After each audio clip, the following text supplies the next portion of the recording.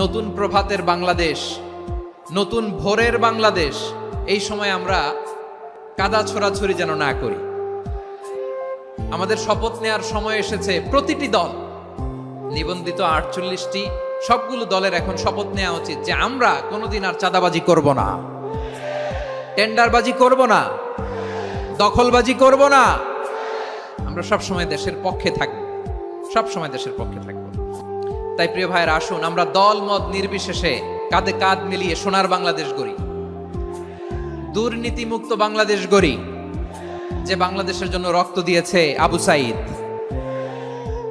যে নতুন ভোরের বাংলাদেশের জন্য রক্ত দিয়েছে মুগ্ধরা, যে নতুন বাংলাদেশের জন্য রক্ত ঝরিয়েছে 24-এর যে গণ অভ্যুত্থানের প্রত্যেকটি শহীদারা। আওয়াজ করে বলেন ঠিক কিনা?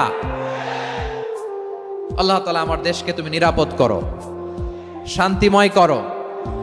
আমরা যেন স্বাধীন সার্বভৌম বাংলাদেশে মাথা উঁচু করে বিশ্ব দরবারে দাঁড়াতে পারি। আল্লাহ তুমি তৌফিক দান করো। আওয়াজ করে সবাই পড়ে আমিন।